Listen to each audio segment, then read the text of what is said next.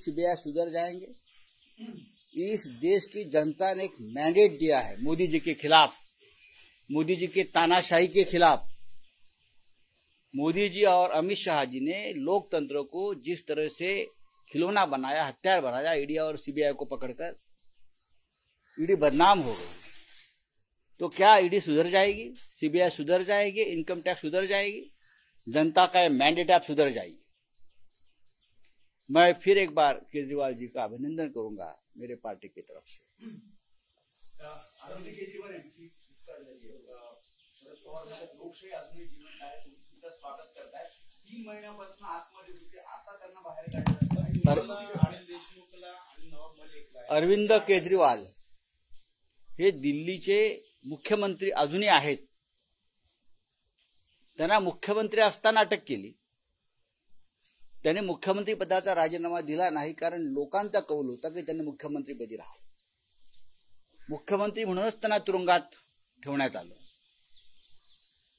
मला असं वाटतं की अरविंद केजरीवाल, झारखंडचे मुख्यमंत्री हेमंत सोरेन, त्यानंतर दिल्लीचे आणखी 2 किंवा 3 मंत्री आहेत, सत्येंद्र जैन आहेत, आणखीन एक मंत्री आहेत, मनीष सिसोदिया आहेत। मुंबई महाराष्ट्रामध्ये काही खोट्या प्रकरणामध्ये काही लोकांना अडकवल्या ईडी आणि सीबीआयने।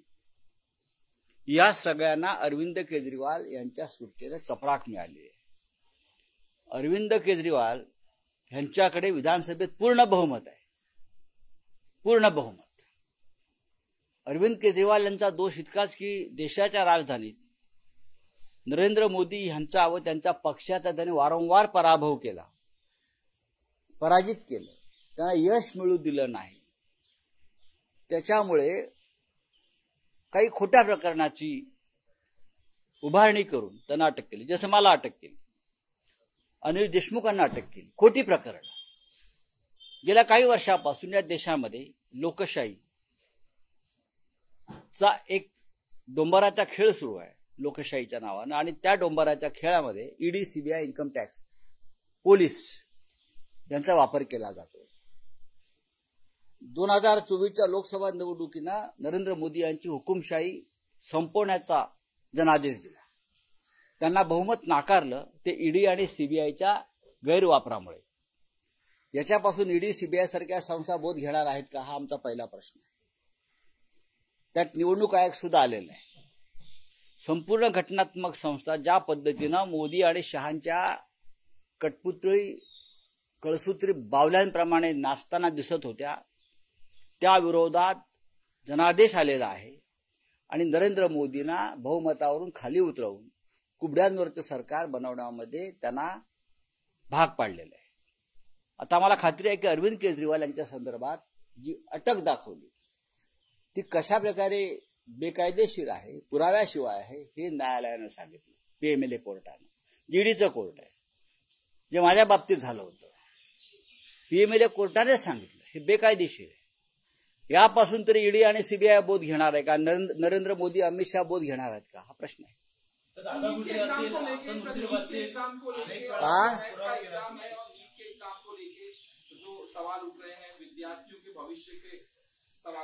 संसद में चर्चा होगी। धर्मेंद्र प्रधान जी मंत्री है और जो आरोपी पकड़े हैं उन्हें मान्य किया है कि गड़बड़, घोटाला, पेपर लीक हुआ है। कौन जिम्मेदार है? इतनी बड़ी एग्जाम है, परीक्षा पे चर्चा करने के बाद हमेशा पीएम साहब करते थे, लेकिन अभी उनका मुंह बंद है। हम चर्चा करेंगे दिल्ली में।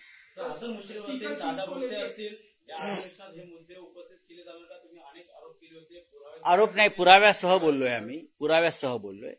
अरविंद केजरीवाल, संजय राऊत, अनिल देशमुख, बरं का, नवाब मलिक, हेमंत सोरेन, मनीष सिसोदिया, सत्येंद्र जैन यांना अटक केली जाते कोणत्याही पुराव्याशिवाय।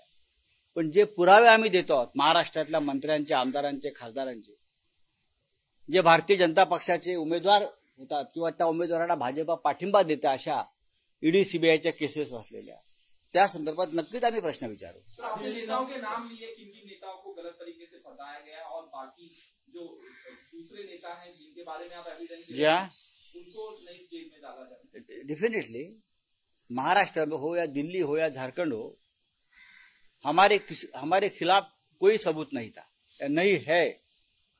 मुंबई में बीएमसी में जो अधिकारी को पकड़े हैं, या जो चाहे खिचड़ी के मामले में हो या चाहे कोविड सेंटर के मामले, लोगों ने काम किया है, लेकिन राजनीतिक बदले की भावना से लोगों को अरेस्ट किया ईडी और सीबीआई ने।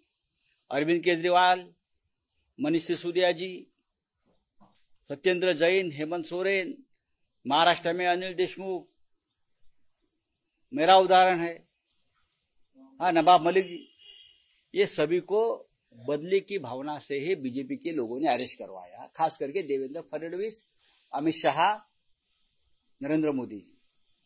अब हम पूछेंगे ना कि आपके साथ जो लोग हैं उनके ऊपर ईडी की केसेस चल रही है, ईडी ने उनको अरेस्ट वारंट भेजे हैं, समन्स भेजे हैं, तो उनके बारे में आप ईडी क्या करें?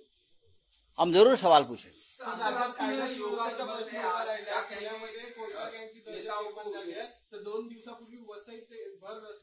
देखिए, कोयता गैंग के सूत्रधार जो है वो सरकार में बैठे हैं। कोयता गँग काय आहे? या राज्यातली कायदा व्यवस्था पूर्णपणे उद्ध्वस्त झालेली आहे, कारण सरकारच गुंडांच्या हातामध्ये आहे, गुंडांना पोसणाऱ्यांच्या हातात सरकार आहे। मी मागे म्हटलं होतं, मंत्रालयाच्या 6व्या मजल्यावरून निवडणुका लढवण्यासाठी, जिंकण्यासाठी तुरुंगात कसे फोन जातात, गुंडांना कसं बाहेर काढलं जातं, आणि त्या गुंडांचा वापर लोकसभा निवडणुकीत नक्कीच झालेला आहे। त्याच्यामुळे कोयता गँग वगैरे वगैरे जे आहेत ना, त्याचे सूत्रधार वरच बसले 6व्या माळ्यावर। चला, थँक्यू। योगा, मोदी जी योगा करेंगे, देश देखेगा। 10 साल से देश यही देख रहा है। आज सुबह देखा आपने मुख्यमंत्री योगा कर रहे, डेप्युटी सीएम योगा कर रहे, अच्छी बात है। पोलिसांच्या बदल्या देखील रखडल्या, मुलांच्या शिक्षणाचा प्रश्न ऐरणीवर पुन्हा एकदा आला। ये सरकार कहाँ चल रही है? सरकार नहीं चल रही है। पुलिस हो, प्रशासन हो, ये सब एक गुंडों की टोली जैसे चला रहे हैं, अंडरवर्ल्ड जैसे। चलो, थैंक यू।